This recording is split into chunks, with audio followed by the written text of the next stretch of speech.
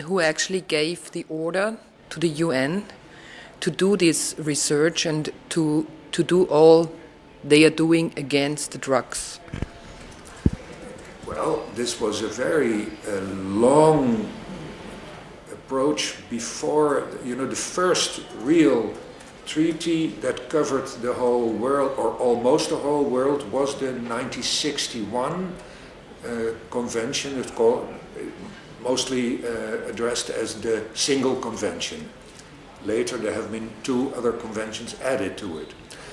So that was in 1961, but it already started the first international meeting to find ways to prohibit the drugs, not simply in one country, but in as many countries as possible, was in 1909. And that was in Chicago, that was in Shanghai. And then there was a meeting in 1912 in The Hague, or was it 1911? And we're planning to do something when that will be 100 years ago, so in 2012. But then it took a long time before really many countries, before a sizable number of countries entered the treaties. And also in the beginning it was only opium. It started in 1909 with an international convention, or convention, not even, no, there was not a convention, international conference on opium, to prohibit opium worldwide.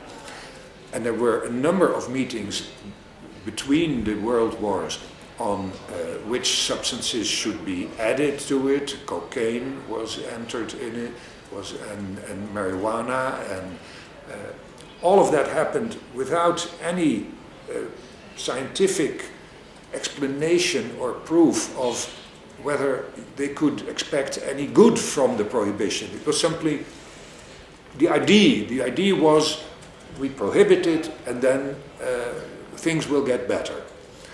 And you now make a step back.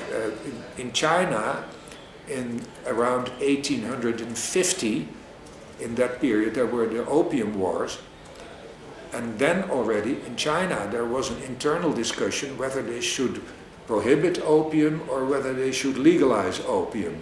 And the debate then was really the same arguments that you hear now, that if you prohibit it, it goes underground and the health of the users will be worse, and there will be enormous financial gains for criminal organizations.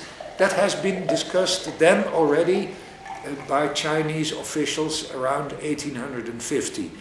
Well, they choose to continue the prohibition, but at that time it was the British World Empire that forced the Chinese to accept the legal market of opium.